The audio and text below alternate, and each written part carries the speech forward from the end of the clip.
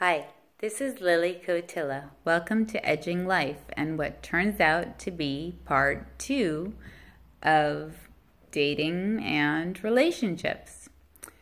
Part 1 ended with the light bulb, the idea falling off my head, and probably just as well that I got cut off because I was about to go on a tangent of muscle testing and the body revealing truths that are beyond the cognitive mind, dependent upon the resistance of the muscles with respect to various topics that are being tested. So anyway, putting that aside, the concept of building a relationship and not giving your life narrative in the first 10 dates, not even realizing that the stories you choose to share are creating a picture of who you are in the other person's mind. And those 10 stories are what? 1/1,000,000th of the fraction of your entire life and your existence. And so what I was starting to say was that perhaps with this awareness and slowing things down, the stories that come to mind go hand in hand with the shared life events in the now in which you choose to spend with your partner, and let the revelation of self and experience and thoughts or ideas with respect to things come out more slowly. I mean, what's the rush? Why, get all these facts out and stories out about who you were in the past as if this is going to make the person like you more.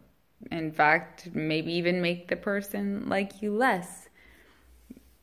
Curiosity and allowing for the picture to settle and to slowly over the course of time get to know who someone is while sharing time in the now. And for example, at dinner, rather than just talking, and phone is a big problem too these days with dating and texting and interference.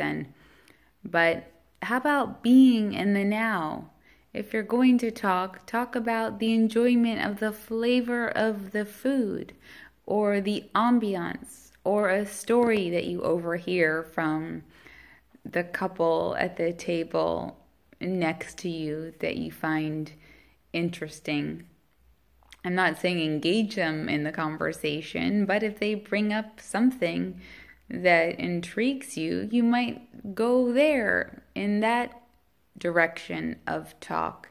Staying present and in the now rather than in your own mental imagery connected to your own personal story of your life is really important. The other person is hearing the words, but it doesn't mean that they're picturing the same things that you're picturing as you're talking the words.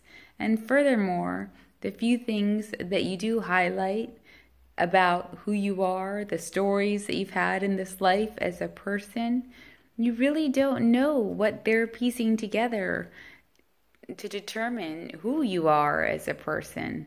Let who you are as a person unfold as you spend time together.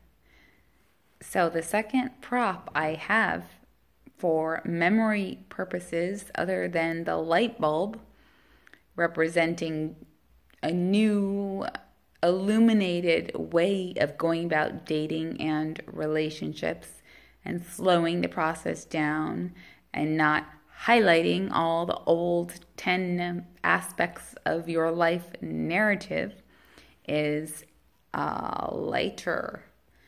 And basically, don't burn yourself by doing such a thing, because once the stories are out there, there's no taking them back.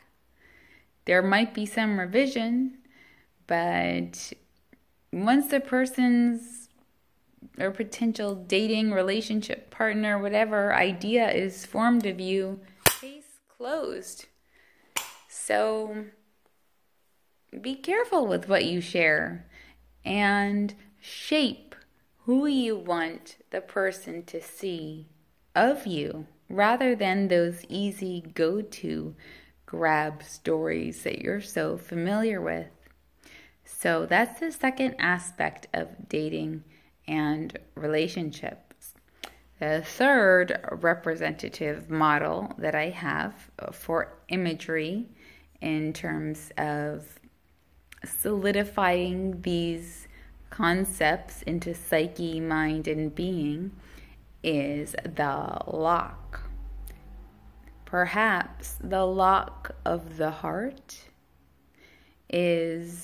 doesn't have the key made that fits right away. Perhaps the opening to the heart begins a little bit closed, willing to open, but not just loving right away, giving right away, changing your entire life and patterns of life and interaction and time schedule for this other person. Sure, you may like him, you may think you love him, and or vice versa. But don't open the door. I guess now it's sideways. Because when you open the door too quickly to your heart, you're actually even giving yourself a false love. You don't know yet who the person is. Who you are loving is who you are projecting them to be. It's who you think they are. You're filling in the spaces of what you want, who you want to be with.